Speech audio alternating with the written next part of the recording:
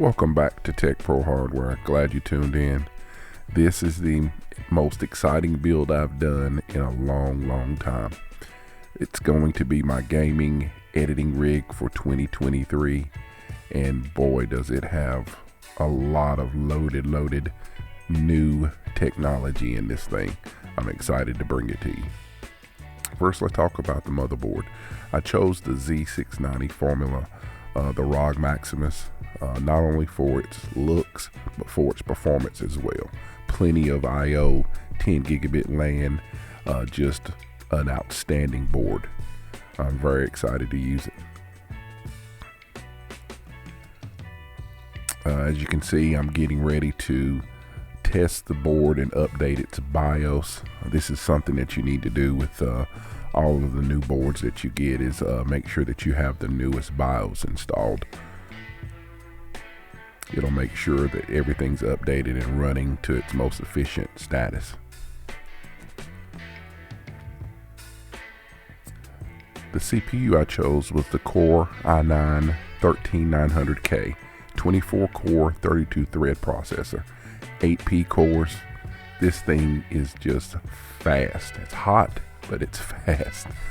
I also thought about using the AMD 7950, but this 13900K for the video editing portion that I'm going to use it for is just awesome. So I'm not going to debate why I chose it.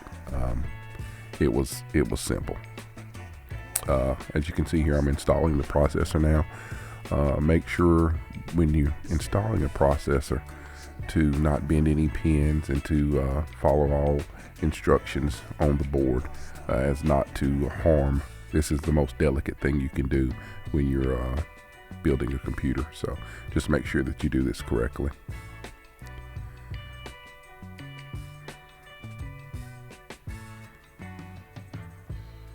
What I'm doing now is getting ready to test fire the board.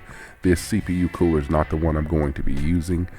This is just going to help me determine if the parts work, that the motherboard works, that I'm getting a boot. Before I do that though, I'm going to have to install the RAM. And what I chose was GSKILL DDR5 6400 mega transfers. This is going to be plenty fast. I can overclock it to 7000. But I'm not going to do that. This is CL32 3939 102, and it's going to be plenty fast for this system. I'm using lanes 1 and 3 for the RAM. This is dual channel RAM. This is going to make it run most effectively and most efficiently and get the right speeds when I do go into the BIOS and set the XMP profiles. Alright, test boot, fingers crossed. As you're going to see here, after the RAM lights up a few seconds later, I notice on the monitor that it did boot correctly, so I'm ready to install this thing. So, the storage that I chose for this computer was 2 terabytes of 980 Pro Samsung SSDs. I've got 2 of those. One's for the video drive, one's for the game drive. And I also have a 500 gigabyte Samsung that I'm going to use for my boot drive. These Samsungs are just so reliable. If you go up to Puget Systems, you'll see the reliability data, and you just can't beat Samsung drives. Not the fastest right now, but they are ultra reliable. So that's what I'm using for this system. As you can see here, I'm installing these. This motherboard will take 3 NVMEs on the board. If you saw the last photo of the motherboard options that you had in the box, you saw that there was a card that you can put 2 more NVMEs, that one will do a PCIe 5.0. So this thing's future proof as it can be. So I can hold 5 NVMEs total with this motherboard, but I'm only using 3 right now. That should be sufficient. I've got 4.5 terabyte on board here, and that's going to be sufficient for what I need to do with video editing and gaming.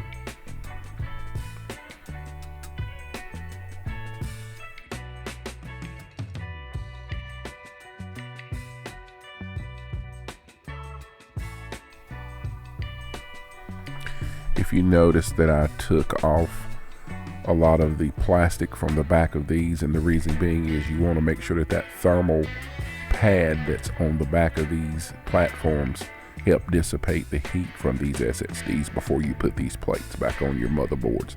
All the motherboards are similar, whether you have 1 NVMe drive or 3 or whatever, they're all going to be similar to that. Now I'm getting ready to put the motherboard in the case, so I'm going to take the plastic off the back here. Let's talk about the case I'm going to use, the HYTE Y60, the white edition. This is a white build, of course, and this case is absolutely insane. So many things that you can do with this case. Just HYTE knocked it out of the ballpark with this thing. Just amazing, as you can see.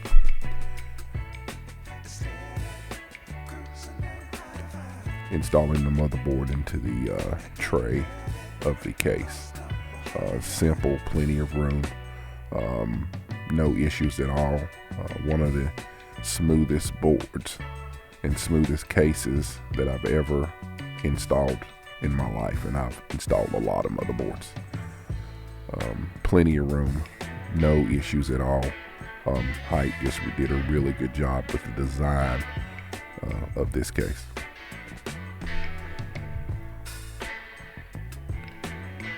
Let's talk about the cooler that I used, the Ryujin 2 360 EVA edition. This is just one special cooler. I had to get something to take that 13900K and cooler down, and this is one of the best ones that you could use.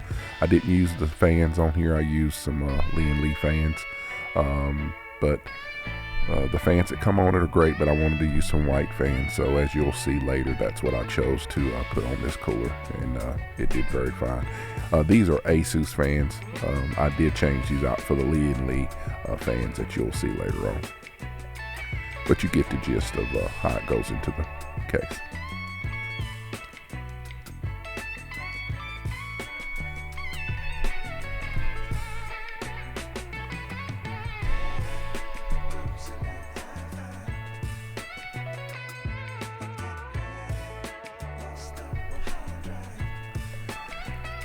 As you can see, the thermal paste is left over from when I did the initial install of the first little cooler to test boot the system. But now I'm going to install something that is very, very important to this system. And this is a non-bendable tray that you put on these 1700 socket 12 series and 13th series Intels to keep them from bending in the socket. What we found is that you can lower your temperatures by 3 to 8 degrees, and with the 13900K, that is a big deal. Just be careful when you do this and make sure that you do it the right way. Follow all the instructions, because your computer may not boot if you tighten this too much.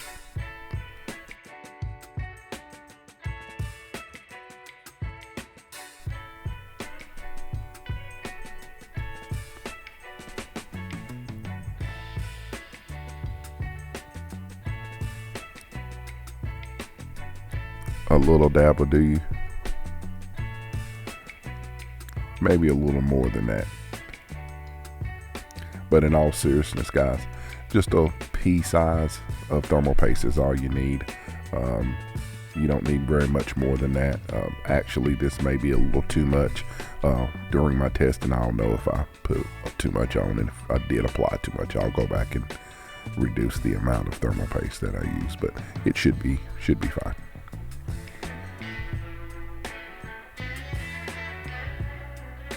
One cool thing about this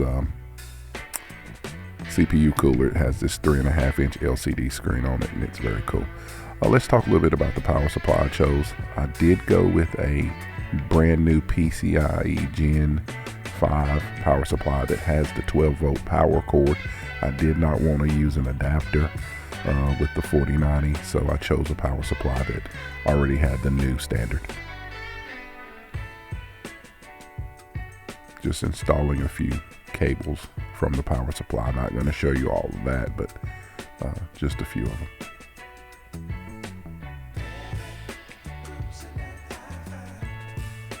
Now to the piece of resistance.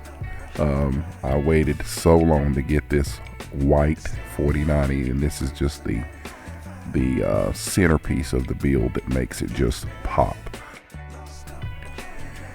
And now it's about showtime, the final build reveal. Man, oh man, did she turn out fantastic. What a joy to build in this case. What a joy. It's time for me to shut up now, enjoy the B-roll and the benchmarks. I'll be back later.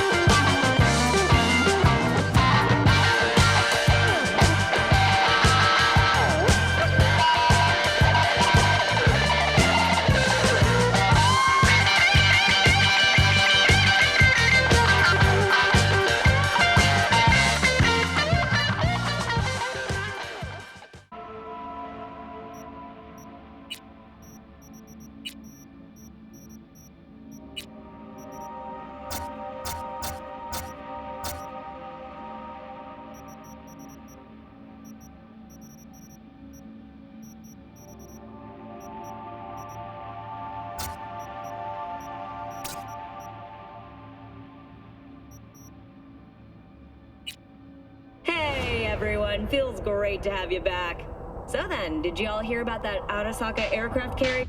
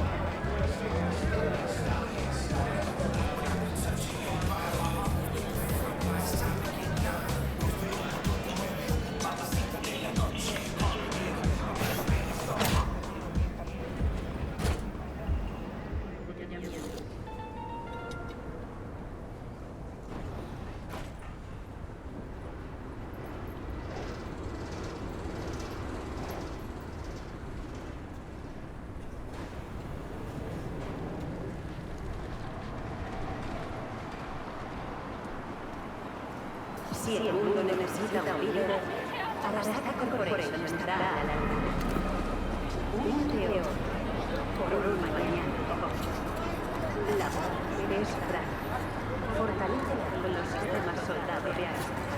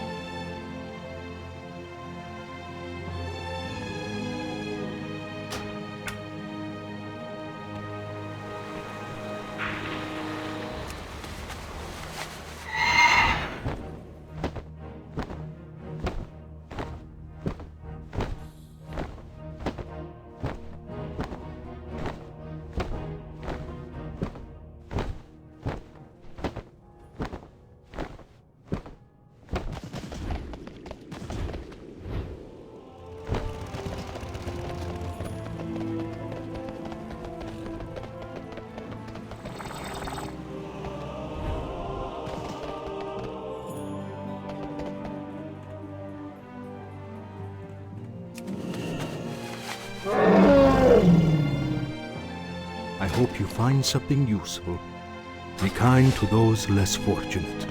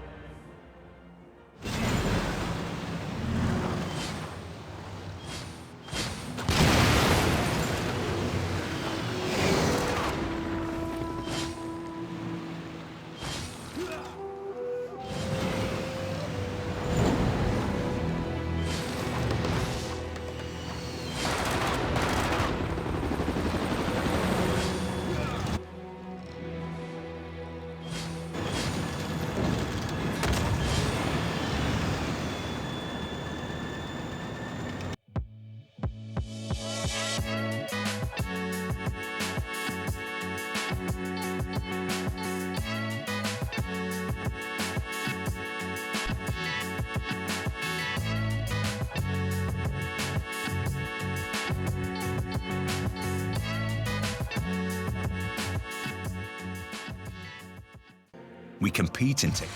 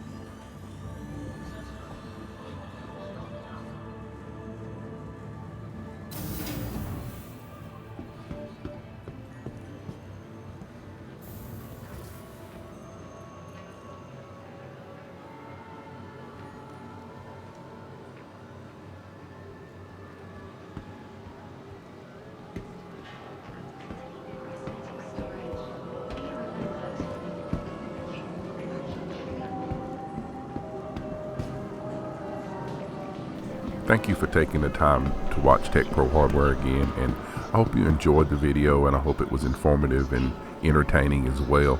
And if it was, consider liking the video and subscribing if you like this kind of content. I plan on doing a lot more of this as I enjoy it, and I hope you do too. See you next time.